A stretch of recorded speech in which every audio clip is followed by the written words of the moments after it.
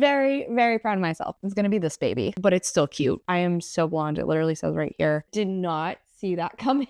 It was very weird. Hey y'all, it's Nat. I hope you're having a terrific day today. And for this video, we're going to be doing my second March Manga Madness reading vlog.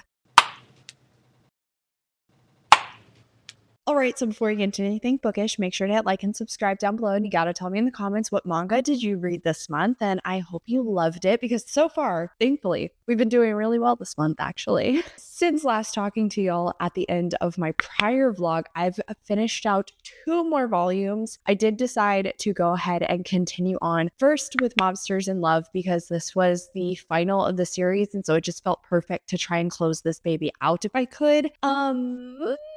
I don't love how this ended, if I'm being honest. Overall, I do enjoy this series, but I think it's a little too short to really like fully convince me and get me invested into a romance. For being so slice of life though, it was very cute and entertaining. I also mentioned in my last vlog how I was not a big fan of the fact that Sawatari's, the Yakuza boss perspective of Aki was one that was a little bit more paternal, and he is kind of finally starting to shift that perspective and see Aki as maybe a romantic partner. And yeah, that kind of got reinforced a little bit here. And while of course, obviously it's a romance, I was down for the romantic element of it, but this constant reference to a paternal relationship between the two of them was just really weird. I was not there for that. I did not enjoy it. Every time there was a reference to it, it like immediately yanked me out of the story and just like, Also, sorry, I hurt my hip yesterday, so it might be a little more antsy as I'm trying to like get comfortable. But yeah, so I was not a big fan of that. I also didn't super love the how do I describe this in a non-spoilery way? I didn't super love the way that the both of them finally make developments in the relationship is done in a way where they don't have to take full responsibility and also kind of plays with the lines of consent. So I didn't super love how this rounded out at the end. For the series on the whole, it was pretty cute. Final one, I think I'd give like 3.5 stars. Again, it was like a cute enough read. Then on the opposite side, I have read the next volume into Mr. Villain's Day Off. This one I was most intrigued by because I really wanted to see whether or not I would decide to continue on with the series after volume 2. I liked the first one. It's very slice of life, but there's no real overarching plot that felt like it was going to develop. So I didn't know how long the shtick of the villain having a day off and doing like something cute and human would continue to work. Like how long could it actually hold my attention? But I will say somehow, even though with the second volume, I feel like there were numerous different issues where there was the possibility of a larger plot being presented, but nothing really ever went anywhere. Like we meet a character who's kind of an antagonist to the villain at work. He's just like another villain, but he thinks he's better. He kind of gets involved in this like tree spirit romance, which I don't even know how to talk about that further. It's one of those things where it's like, well, I guess their society has aliens, so sure, there could also be like paranormal or fantastical elements. Why not? It does feel pretty out of place, but it's still cute. There's an introduction of another hero character. She doesn't want to be a ranger. All she wants to be is a magical anime girl. Silly, but like as far as the whole battle between the rangers and this like evil alien group, okay, I guess that's a little bit more that we're learning about the Rangers. There was the opportunity for a larger plot to develop, but it didn't really feel like anything had gone anywhere yet. Even still, it was really cute. I did still really like it. And I'll be honest, I probably will read the next one. I did go ahead and grab it from the library since it was available. This one I would probably give 4 stars. I'm hoping a larger plot will develop. I really do think something more is there because I don't want to get burnt out on just this like slice of life cuteness, but the slice of life cuteness is really cute.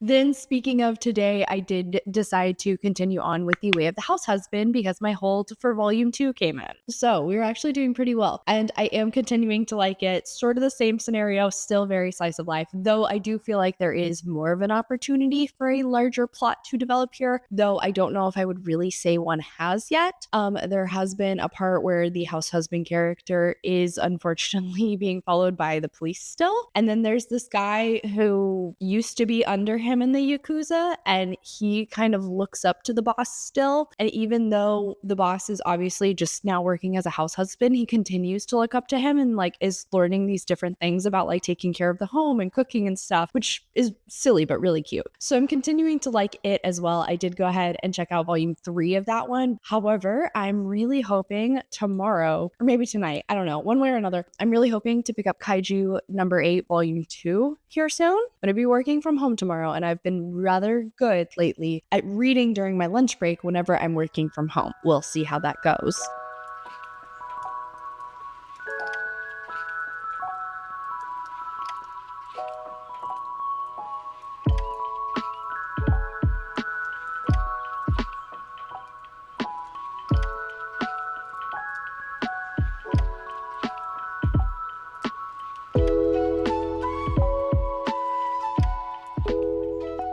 Loves. So I have actually been doing really freaking well at reading manga lately. Very, very proud of myself. So I did end up reading volume 2 of Kaiju number 8, continuing to really enjoy this. So much fun. Kafka definitely makes me think of a himbo. Like, he just has himbo energy, and I'm really into it. There are so many moments where he's definitely just like sticks his foot in it on accident, but he's so determined. He's so dedicated. He's such a good guy. It's really hard not to root for him and just love everything about him. We have also gotten to like kind of get to know some of the other rookies in his group who are joining the defense task force against the kaiju. So that's been interesting. It adds some like fun dynamics. There are some of them that are a lot more competitive, but there also was the introduction of what I imagine is going to be either like a villain character or a lackey for a villain character, because something is getting set up. There's some bigger plot that is being introduced, and I am so intrigued. Really liked this. I think this one I would actually put it a 4.5 star. I am not surprised. I've heard so many positive things about this series with how it has started, and I cannot wait to keep reading. Then after that, I did officially finish out volume 2 of The Way of the House Husband. I did go ahead and run by my library and was lucky to find a few volumes. I don't know if I would really say larger plot has been developed. It really feels like this is much more character focused and still very slice of life, but it's really entertaining. In fact, I've kind of realized I've basically started into a whole lot of slice of life ones, which I'm now starting to wonder if like maybe I need to just prioritize one and like crank through that so I can finish it and then work on to the next one, because I don't want to get anything confused, but thankfully like the setup of all of them are pretty different. Anyway, Tetsu, super entertaining. I do like that we're getting to see a little bit more of his wife. We actually get to meet his in-laws here and also see the friends he has made with some of his fellow housewives. It's really cute. The juxtaposition of like, you know, this guy who was in the Yakuza then being a house husband is so entertaining, and like the bit I don't think is gonna wear out for me. I really like it. It's very fun. So I have gone ahead and downloaded the 3rd volume of this one on my phone as well, because apparently reading manga on my phone is actually going pretty well for me so far. Part of that may also just be because I'm really liking everything I'm reading. After I finished that one yesterday, I still had a fair amount of time on lunch. So I already had volume 1 of No, this is Cat Crazy. Oh my God, this isn't even the right one. Oh shoot, I got the wrong one. Is it written by the same guy? Possibly. I think this might be the same author. I am so blonde. It literally says right here, from Cat Gamer Creator. Anyway, so I had volume 1 of Cat Gamer on my phone. I thought I checked it out from the library so I could hold it up, but apparently not. I got volume 2 and volume 3 from the library though, so I will probably also continue on with this one. Another very cute slice of life. We're following this woman who, she goes to work, she gets her work done because she wants to go home and play her favorite video games and just blast through them. But then one day somebody brings in a little kitten that has gotten lost and asks around the office if anybody wants to adopt it. She's like, yeah, sure, why not? Has never had a cat, does not know how to take care of it. And so her perspective on it is treating it like she is leveling up a character in her video games. It's very cute. I mean, it is purely slice of life, sweetness, her learning the ins and outs of taking care of a pet. Honestly, of the slice of life ones, I do feel like the bit may get tiresome with this one more than any others, just because like I have a pet cat. I experience this stuff on the daily myself, but the video game angle of it is also just pretty entertaining. So of course it's like super low stakes, super low key. I'd probably give this one 4 stars because again, super cute, really enjoyed, but like I don't know how well this will hold my attention for like 8 volumes, but I mean, it's also possible. I do love cats.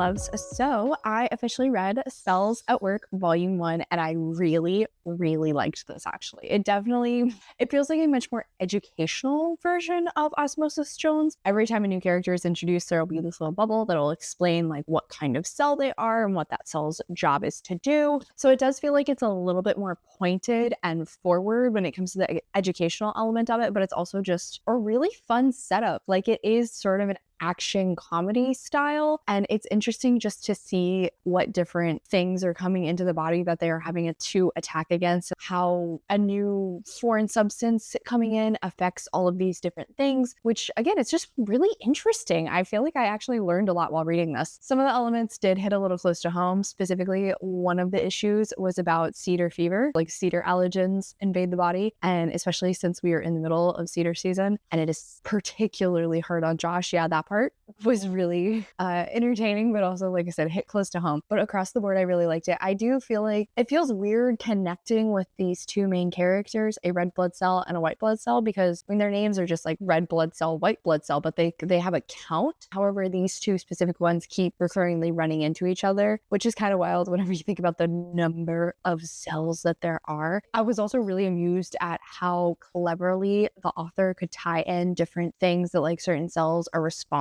for into the plot or whatever their job was. And I also was impressed in the artwork when it came to like how they would illustrate some of these things, especially because it seems like the body is almost like a giant factory in regard to the art. But it was super cool, and I thought this series was a lot longer, but it turns out like the main series itself is only 6 volumes. However, there are a million spin-offs. So I think actually I may try to prioritize this one in the months moving forward, because it would be a really easy one to finish out, and just focusing on like the main story. I don't necessarily have to pick up all of the extra ones like the 𝗖cy at Work Baby or like 𝗖cy at Work Platelets and all the other ones that follow like different cells and stuff, because I was kind of having a hard time with like the characters, and there's not really like an overarching plot. I would put this one at a 4-star, but I am planning to continue it at the very least. And ironically, though I have a million other volumes out for numerous other series that I've started into, I think my main focus for the rest of this vlog is gonna try to be Uzumaki by Junji Ito, because I really want to try and read this. It came up today during my book club meeting for the Book Dragons book club. Ivy specifically was talking about how horrifying this is, and it just reinvigorated my interest. I really want to read this. Literally just from like the little bits of the art I have seen, this looks so interesting. Oh my god, somebody left a sticker in here. That's so sad. But so this is set in a town that is haunted by spirals, and like I don't really know how exactly that works, but I have heard this is horrifying and I really want to read it. Goal for the rest of this vlog is gonna be this baby.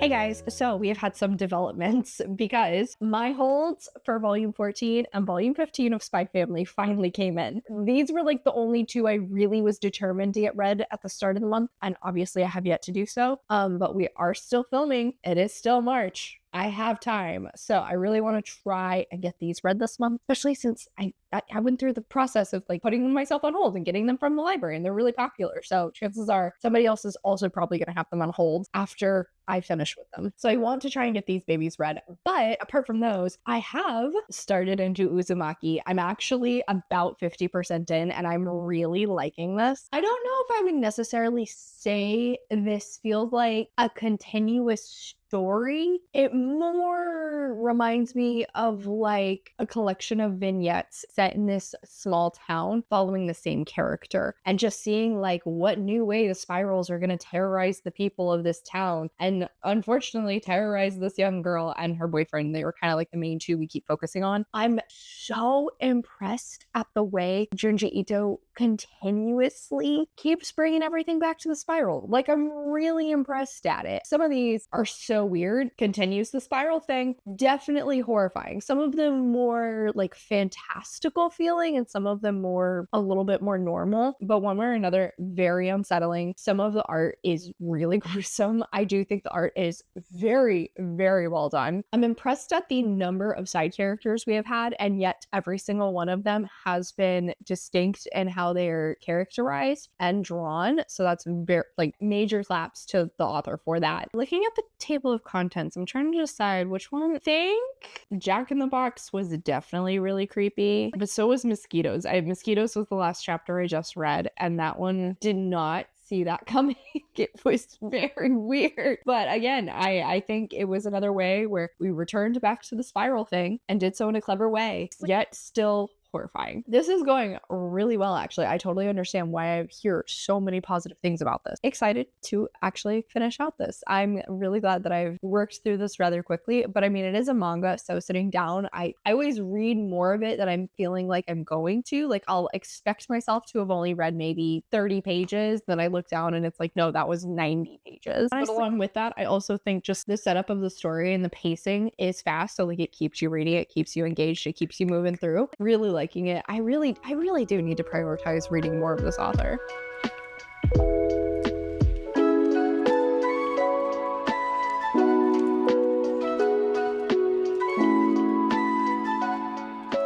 Good morning, my friends. So officially going to be closing out this March Manga Madness vlog because I need to finish editing it so I can get it posted for tomorrow. Sadly, I did not manage to get Spy Family read, but I am very proud of myself that I did finish out Uzumaki, and I really liked this. I totally get why this gets so much attention, why I've heard so much praise about this, because it was very creative. Once again, I was really impressed at how we kept returning to the spiral motif, and it was definitely really creepy. Some of the art was very unsettling. I had no idea where this was going to round out in the end, but I actually really liked it. I think it makes perfect sense for the like world of this haunted town and the characters we had been following the whole thing with these terrifying spirals. So I really liked this. I need to read more of this author's work because he really does just like walk the line of psychologically putting you on edge while also giving you some gruesome art. It was also kind of funny. I've also been working on Men, Women, and Chainsaws, which is discussing gender in slasher films. And I was actually at a part where she's discussing the utilization of not spirals necessarily, holes or those moving spirals that are used for hypnosis, and kind of the allusions to female body parts with those, and kind of exploring how those visuals are used in slasher films. So that was really interesting and kind of a unexpected connection between these two books that I was reading. I think I'm gonna give this 5 stars. I literally cannot think of anything negative about this at all. It was so good. I'm really glad I made time to prioritize this one this year, and I'm already lending this to Josh and telling him to read it. All right, so on that note, overall, I would say this was a really fantastic March Manga Madness. Cannot believe how many series I started into. I cannot believe how many I actually managed to get read this month. And even though I did not get the one series I really wanted to prioritize read, I did find a few new series that I'm most definitely going to be continuing on with. So on that note, that is officially it for today, y'all. Thank you so much for coming to my channel. I really appreciate it. Make sure to hit like and subscribe down below. If you made it all the way to the end of this video, let's leave a snail emoji for Uzumaki down in the comments. I have links to all my socials as well as a few ways you can support me down in the description. I come out with videos on Monday and Friday, but until then, I hope you continue to have a terrific day. Love you, bye!